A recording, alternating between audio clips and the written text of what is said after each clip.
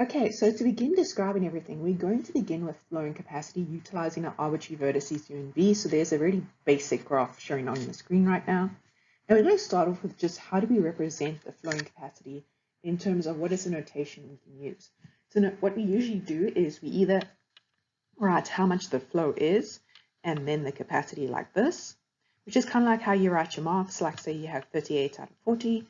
You know you got 38 marks out of the possible 40 available to you kind of a situation. So the max in that situation would have been you could have gone 40 out of 40. Lowest 0 out of 40 kind of situation. Then you have the other representation, which is the capacity first, and then the flow is in square brackets like that. So there's those two representations of how we can write what our flowing capacities are on our graphs.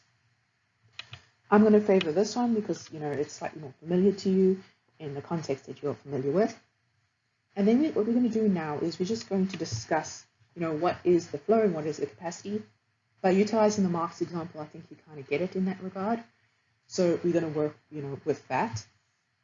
And what we're going to do here is we're going to say that V to U has a capacity of 4. Now, this is going to be very important, is you're going to have to realize that you can have different capacities in the different directions. And that makes sense if you think about like roads and stuff. Some roads, there will be 4 lanes, while in the opposite direction, there'll be 2 lanes. You see it a lot if you're traveling up and down the coast kind of situation. And that is, you know, it enables, you know, to have a max flow kind of situation that occurs. So you can have flow will be well, the capacity is going to be dependent on direction.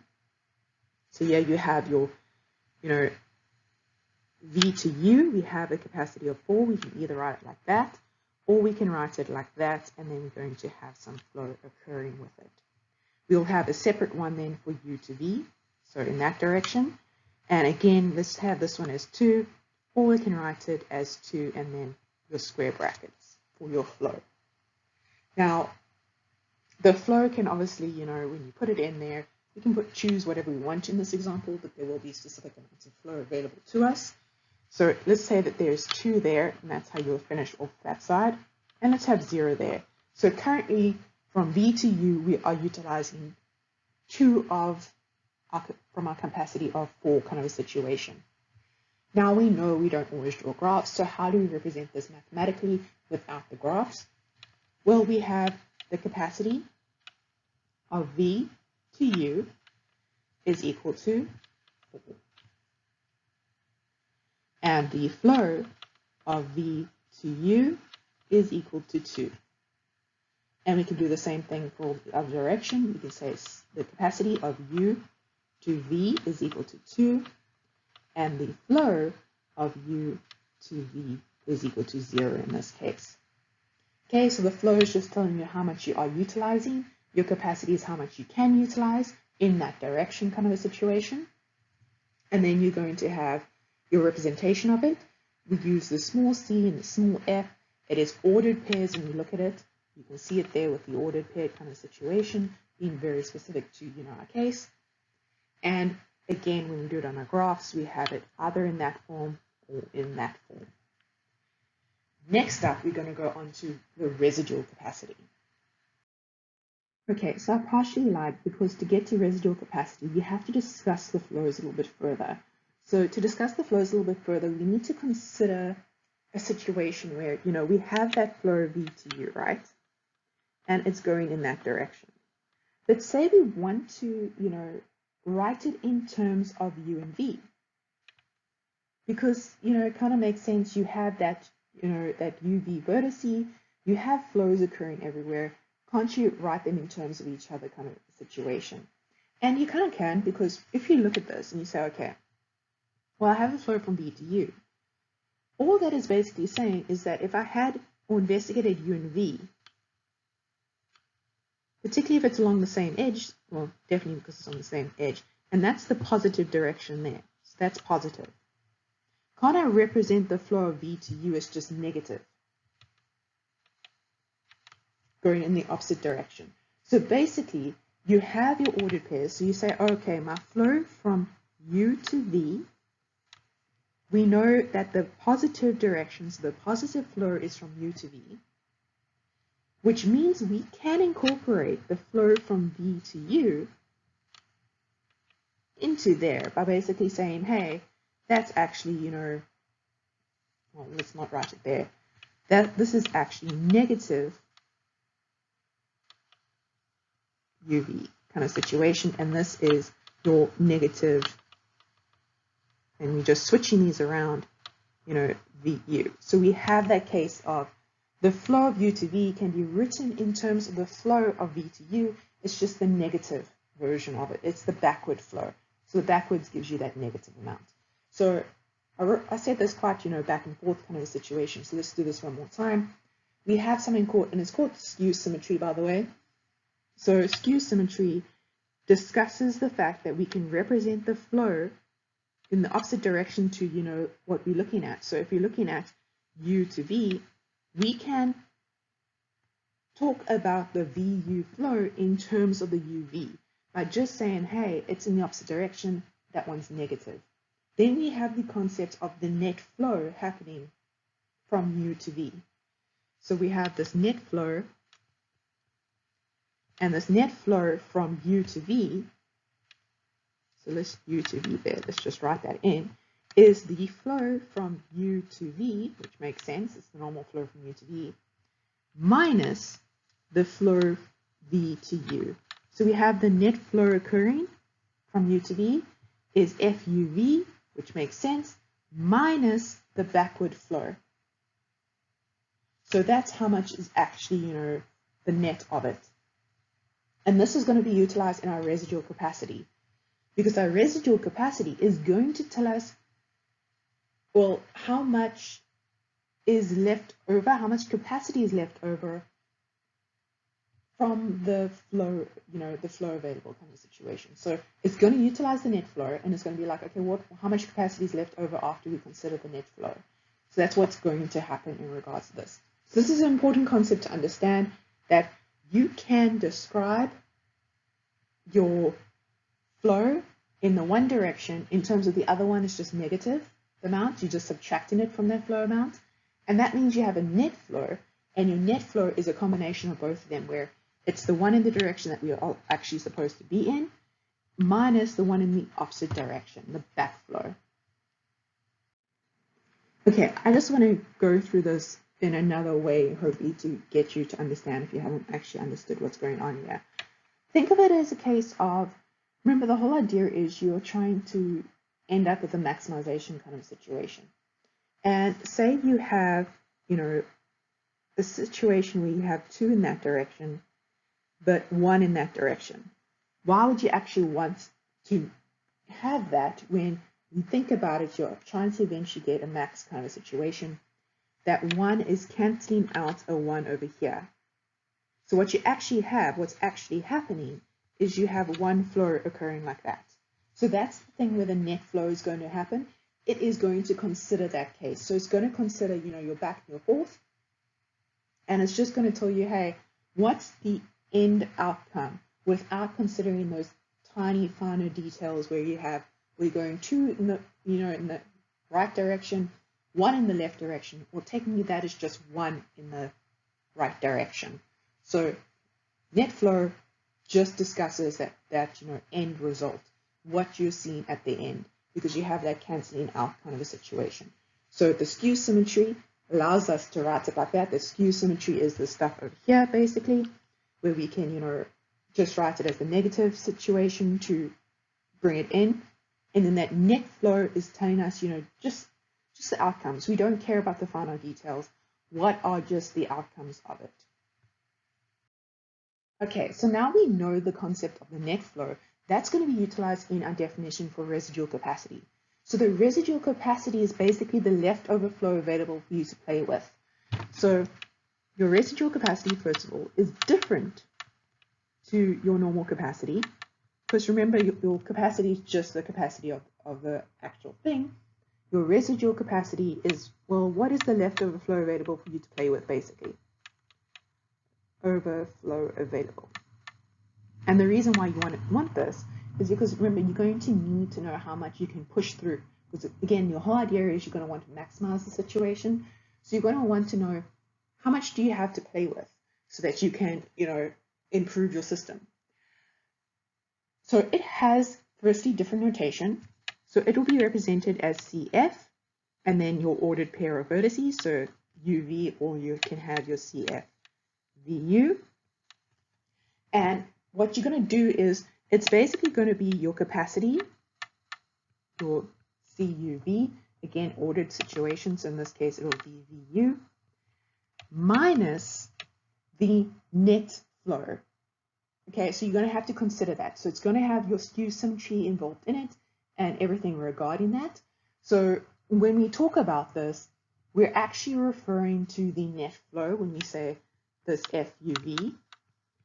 And that's why when you look at the equations a little bit later, you'll actually see that CUV minus, you'll have your FUV, which is just your normal flow, plus the FVU. And that's because you're working out your net flow kind of a situation, but you're subtracting your net flow. Just be careful about this. This is technically representing your net flow from U to V. And then we break it down into the parts that we're already, familiar with and comfortable with, which is just the flow from U to V and then the flow from V to U. And we're utilizing that skew symmetry to represent it and to get, just the totals out. So when you work out the residual capacity, it's the original capacity of the system minus the flow in that direction plus the backward flow, in other words, the flow in the opposite direction. And then we're going to have, the same thing happening here. So we're going to have that CVU minus the flow in that direction, so the VU, plus the flow in the other direction, because this is the net flow of V to U. So let's actually write it like that just to make it more comfortable for you. Right. So we have that. It is working out to our advantage. Let's actually do an example. So an example here is we have, again, you're going to use the 4 and the 2 just to make it a little easier, and the 0 and the 2. So now we go and work out our residual capacity. So our residual capacity for U to V, and that is we have the 2 minus the 0, because it's the flow in the direction we're looking at, plus the 2. And that's going to give us 4. Then we have our residual capacity of V to U, and that's 4. And then we have minus the 2 plus the 0, and that's going to give us 2. So there's like 2 left over. And again, when you look at it, it kind of makes sense now when you go through the process, because you're looking for the net flow. So the net flow for just the system U to V is 2. So we know it's 2. But whether it's plus or minus 2 depends on whether you're looking at it from the angle of U to V or V to U. Because again, that sign is indicating direction. So if we're looking at the net flow from U to V, U to V, it's a very bad color for you to see, U to V, you have nothing going in that direction, and you have 2 going in that direction, which is the negative direction. So you have a net flow there of your negative 2. But when you look at your capacity, it's your capacity. You have that original 2, but you have negative 2 going out there, and that's why the residual capacity that you have available to get to your max is 4. So it's how much can you still push through the system and still maintain your capacity of 2 kind of a situation. And then the same for the other one. We can go through the working out there. So we do a few more examples, and then we'll leave it at that. Okay, so let's just do another example just so that you get the hang of it. We're still going to use U to V in this situation, but let's have this one have a capacity of 3 and this one have a capacity of 2, and let's say we have a 3 flowing happening there and a 0 flow happening there. So let's work out the residual capacity of UV and VU. So we're going to say, okay, the residual capacity of VU is going to be the capacity of VU minus the flow that is occurring from V to U, plus the flow that is occurring from U to V. Okay, and in this case, the residual capacity of V to U is 3. The flow is 3 from V to U, and then the flow from U to V is 0. So it has 0 availability, to go in the direction of V to U. That's basically what it's saying. It has no capacity left over after that flow, to go from V to U. Then you're going to have the residual capacity of U to V. Okay, so then you look at the capacity of U to V minus the flow from U to V plus the flow from V to U. So the capacity of U to V was 2. We have 0 flow occurring from U to V, and we have 3 flow occurring from V to U. So what we're doing now is we're saying, okay, we have 2 plus 3, so we have 5. So what it's telling us is that currently we have 5 going from U to V. So we have a capacity of 5 after flowing 3, from V to U, available to go from U to V. So we have U to V is going to be 5. That's going to be the residual graph of this teeny tiny system. Obviously, it's not a proper graph in the system because we don't have a sink and a source, but this is just again to reiterate how exactly you work it out and what exactly is occurring. So the idea behind it is that when you do have this process and you have all these flows, because again you have this is 3 out of 3, you have no more residual capacity going from your V to U. But because now you do have a flow occurring, 3 of that flow occurring in this direction, the residual capacity going from U to V is actually increased. So to cancel out, the flow from this in this direction to that direction, you can actually have 5 occurring in, the UV direction.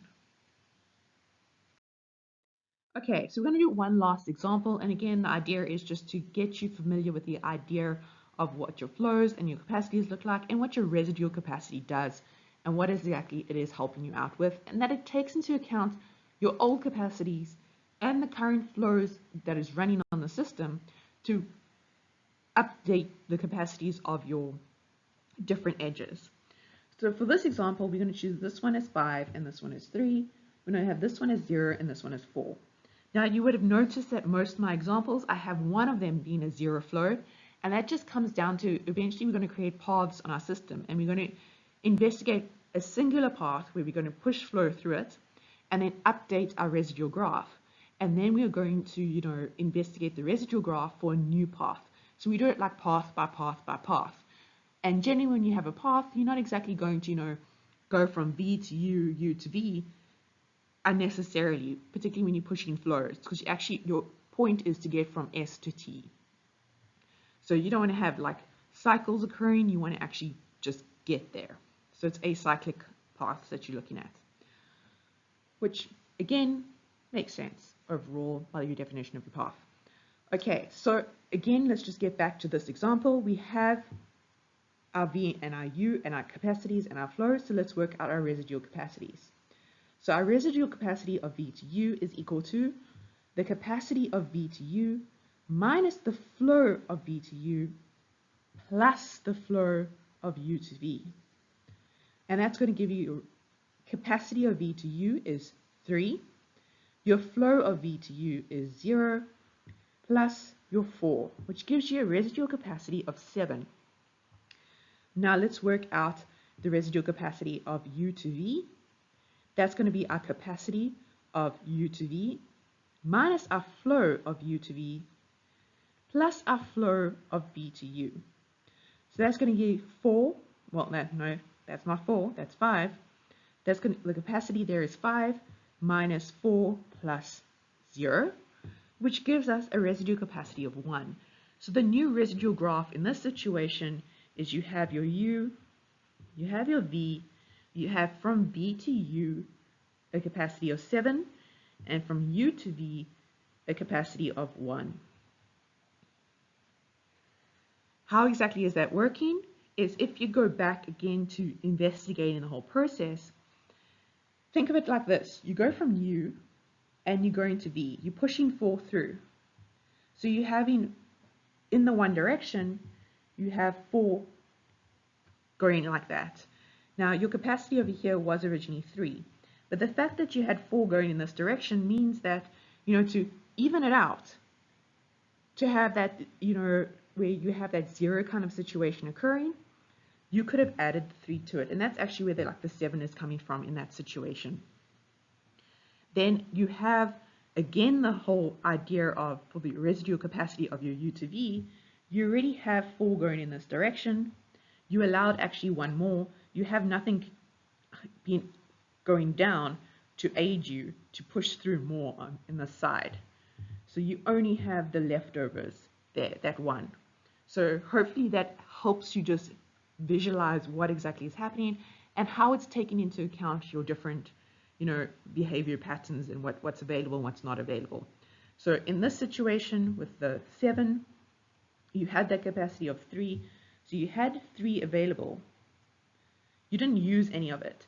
But now you're pushing forward 4, which is making it a little bit wider in the situation. So if you're pushing forward 4, to keep, that situation where you have 3, you actually can push through a flow of 7 to cancel each other out. Okay, so let's level up our skills and actually work out the full residual graph of this system.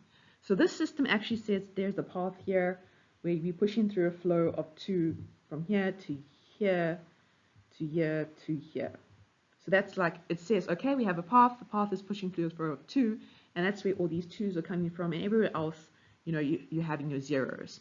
So now we say, okay, let's actually work out the residual graph after we have this, path where we're pushing through the flow. So what is the residual graph after this flow system? So I'm just going to rub this out so we have, some clear images to work with. So what we're going to have to do, and this is the part that kind of sucks, is we have to work out the residual capacity in both directions of every single edge on our graph. So when we're doing this, we're going to have to work out CF of S to A, and we're going to have to work out CF of A to S.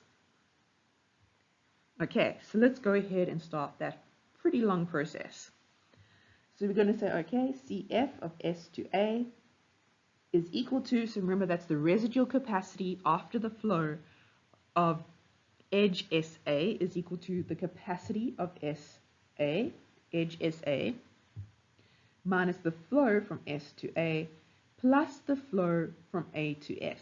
So remember we're utilizing the skew symmetry there in our, working out our residual capacity. And the idea of the skew symmetry there is it's actually working out the total flow. So it's combining, your back and forth situation. Okay, so let's go ahead and put in the answers. Well, not the answers. Let's go ahead and work it out. So we have the capacity of SA is 4.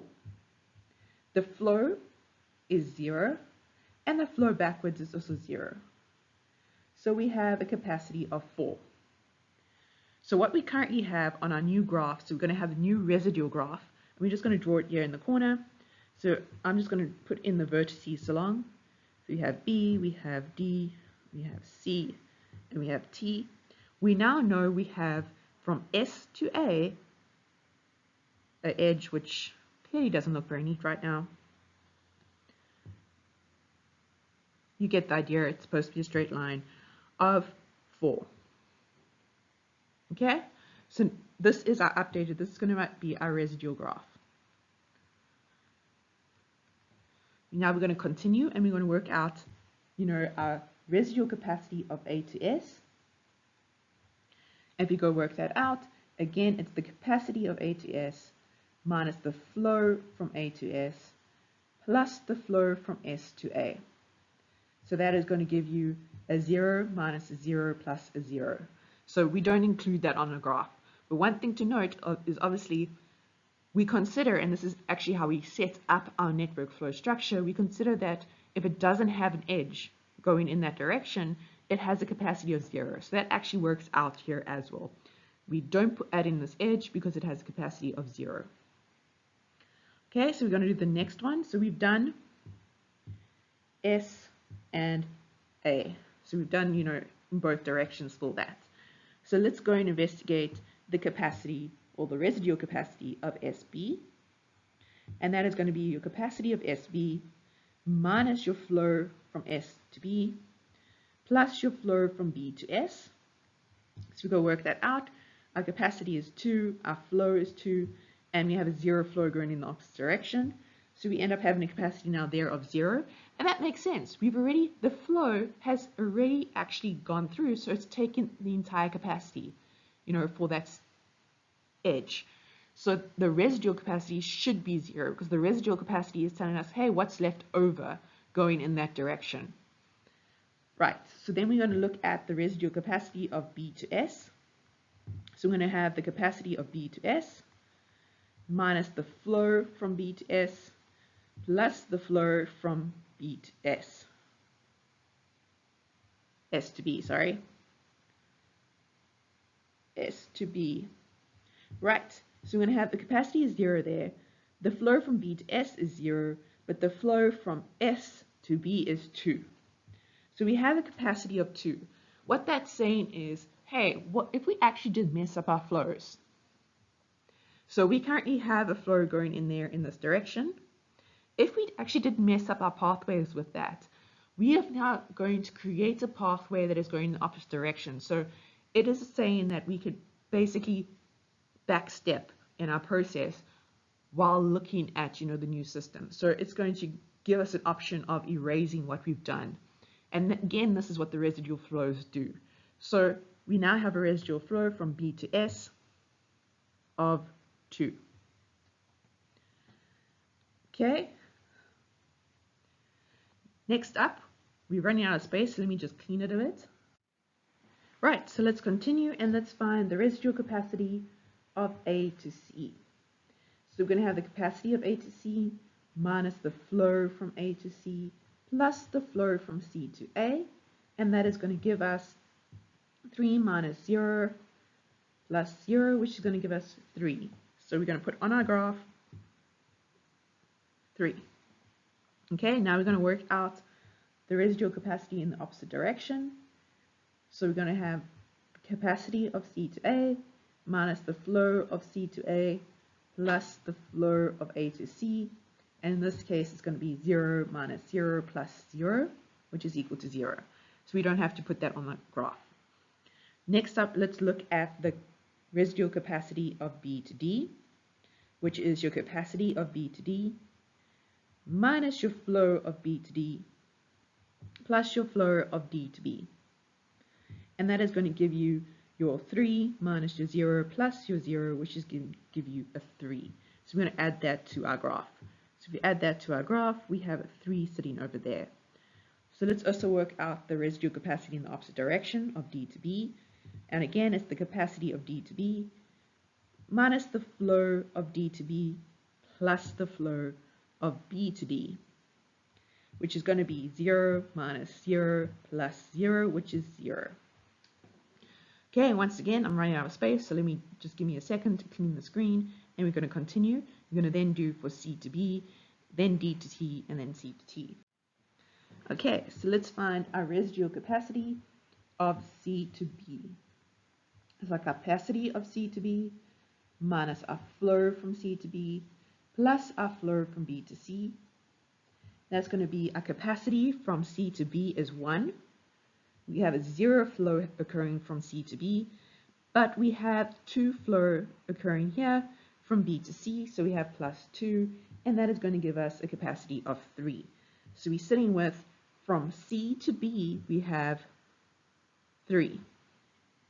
Okay, so let's also work out our residual capacity from B to C. So we're going to have, our capacity from B to C minus our flow from B to C plus our flow from C to B. Okay, so if you go ahead and work that out, we are going to have the capacity is 2, okay, minus the flow is also 2, plus the flow from C to B, which is 0. So we end up with a capacity of 0. And that makes sense in that direction because technically, the flow has already cancelled out with the capacity. So we already have a maximum flow occurring there. So we shouldn't really have any residual capacity left over in that direction. Okay, So let's continue and let's work out the residual capacity of d to t. So that's going to be the capacity of d to t minus the flow from d to t plus the flow from t to d.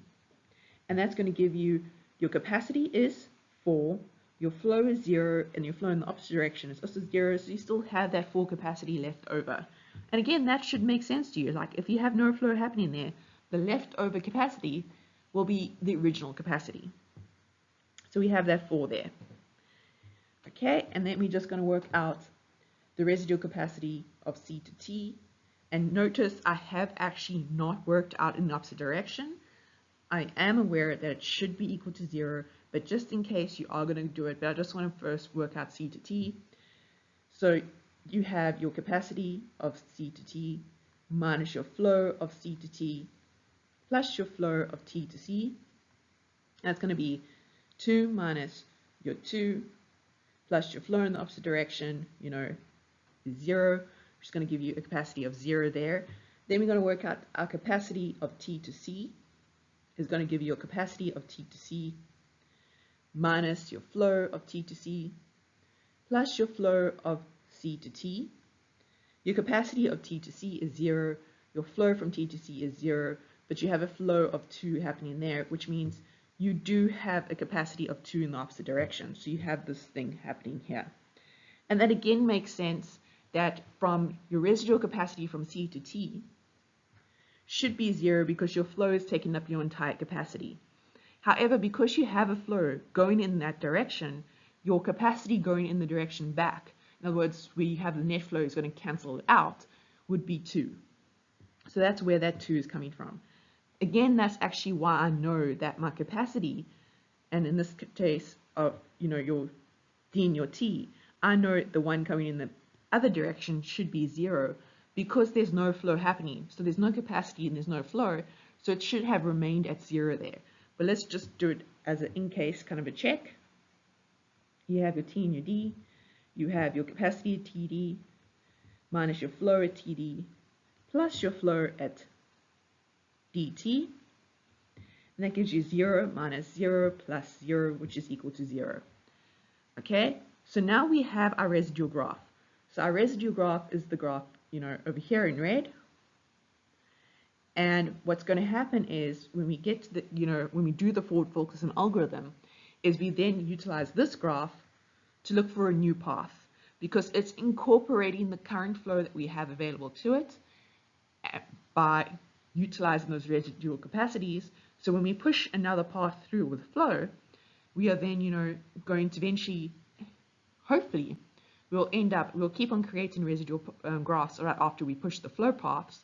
But in the end, you'll hopefully reach a point where you can no longer make an ST path.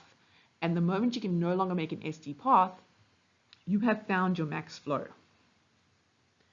But right now, this is just an example of basically working out if you have your flow and you have your capacity, so you have a path with flow in it, you can now work out your residual graph, which is a result of that flow, where your residual capacities are incorporating the idea of that flow into their capacities.